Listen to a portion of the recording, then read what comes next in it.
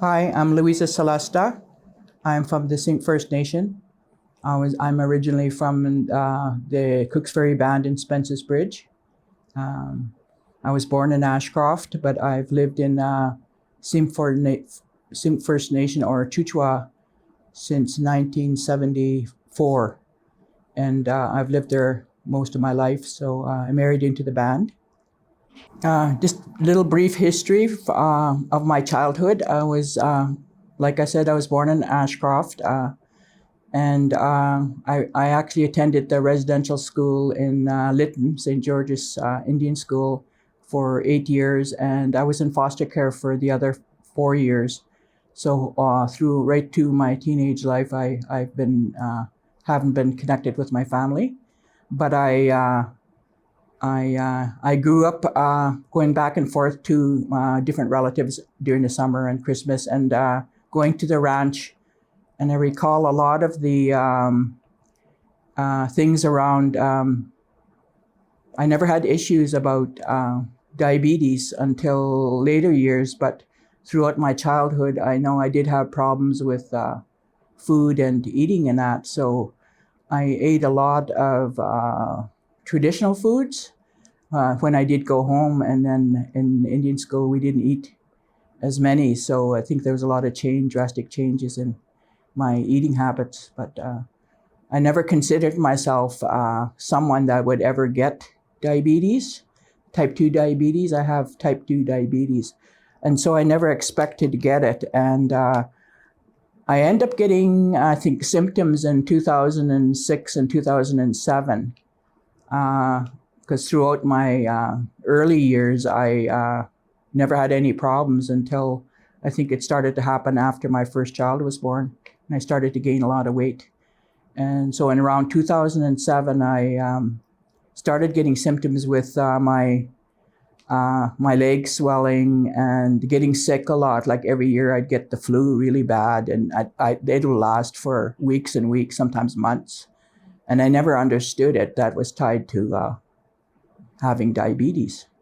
And so I decided, somebody mentioned to me at work I should go see a doctor and find out if I had it, because I was also getting a swollen leg and they didn't understand why it was swelling. So symptoms like that. And it wasn't painful either, like my leg wasn't painful.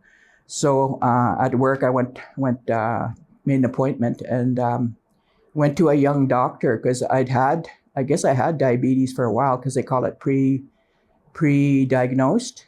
If you don't know, you might have had it years before and never got diagnosed. So I went to this young doctor, and he was new because I didn't want to go see an older doctor. And he told me, he did testing on me and said I had type 2 diabetes.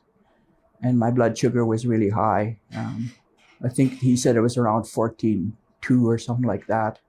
So I had to ask questions about that to find out what type 2 diabetes was, because given my history and not knowing a lot of my family, I wasn't sure if any of them got diagnosed with diabetes. So I didn't know what to do. And he ended up putting me on medications, and he tried out a couple of pills, and I had to go and see a specialist. And then that's where I told my husband about it, my husband Eddie, and they decided that it's better that we get family support. So he came with me to one of the clinics that they had for type 2 diabetes in Kamloops. And we went to one of the centers, their health centers, and they did a presentation, and we spent several hours there going over what we could do for treatment and how we can do things at home to make changes in our lifestyle, and what we needed to do to moderate our food intake, and especially the sugar, and how much we could eat in that. So that was really interesting, because I learned so much in that workshop, going to that with my husband. And they always recommended that you bring somebody with you so that they understand what you're going through. So he's always been my solid support since my diagnosis, in anything I do in diabetes. And one of the things that happened when I got diagnosed was and that was in 2009. and I had I think I was at my biggest at that point. I weighed about 253 pounds or something like that. I ended up losing after that workshop. I gradually for that year I lost about 40, 46, 48 pounds. And what a difference, like the change in my whole lifestyle had to change around food and that was hard for me because I still struggled with it even at an earlier age. So a lot of the foods weren't available, and many of them I hadn't eaten before too, so I had to try on trial and error. Caused a lot of problems at the beginning because I had a lot of digestive problems with the condition, and I ended up losing all that weight, and I felt so much better. Like I started attending. I can't remember what year we came to our first diabetes conference here in Penticton. We found out about it, and as Eddie was already working with the health board and that too, and getting information and encouraging people to get involved with dealing with diabetes and that. So we came to the workshops that first year, and we really enjoyed it. And what we loved about it was the uniqueness of it. It's the socializing part and getting to know people that are struggling with their diabetes too, or hearing about the triumphs in and dealing with their diabetes, and seeing the changes that were happening. And one of the biggest things that happened to me, I think, after starting to lose weight, and my family started to notice. My kids, I have 2 daughters and a son, and and we have grandchildren, so they noticed our change because we even had our sister living with us because she had health problems too, but she was having heart problems. And the 3 of us, my husband Eddie, my sister Vera, and I, we started going on this not a real controlled diet, but just changing our life around food and starting to cook a lot more healthier meals and that, and removing a lot of things in our meals, like a lot of sugar and that. And they started to notice too, so they started to change too. So they take stuff home and they want to have the same thing, and they'd phone up and ask questions about the diabetes and that too. So that was really neat. Okay, my name's Eddie Celesta. I'm from Chuchwa, Simpcw First Nation. I'm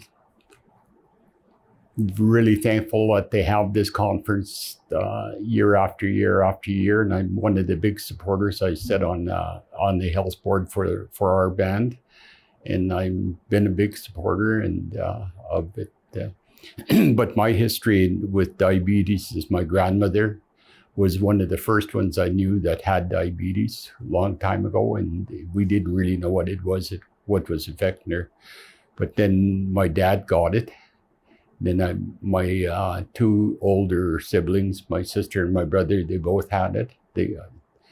One's passed on, but the other girl is still here yet. And my 2 younger ones, 2 younger brother and sisters, they had it, and some of the cousins and some of the aunts and everybody else. And I can't remember, about 10 years ago, I think I was diagnosed being borderline, and the doctor wanted to put me on pills right away, and I said no. I said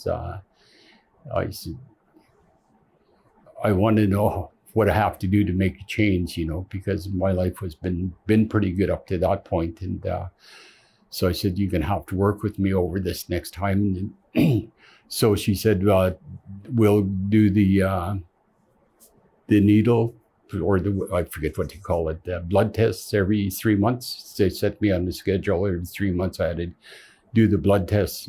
She said, after 3 months, if your level is pretty high again, you're going to go on pills whether you like it or not. And so I agreed to that. And after 3 months, I got my blood tests and nothing happened. And then 6 months came along and she never got a hold of me again. So, but it was kind of funny when I made an appointment and went to see her, and she says, whatever you're doing, just keep on doing it. And that was what Louise is talking about, is changing our habits, our eating habits, and our whole lifestyle and that. But I think one of the biggest things for myself is that when I look back in my history and that, and look back at the rest of my family, I always ate regularly, 3 meals a day. You know, had breakfast in the morning, had lunch, and had a supper, and tried to actually I had quite a good lifestyle, you know, playing ball and being involved in sports and everything. And 10 years ago, that's kind of changed. You know, I've been really active, still had ate regularly, but never did a lot of exercises. And it was mainly because of the jobs that I had, you know, working in the office and not moving about and that. And so, and that's been 10 years now. And what had happened after about 3 years, they said I only had to do the blood test twice a year. Then 3 or 4 years ago, they said once a year. So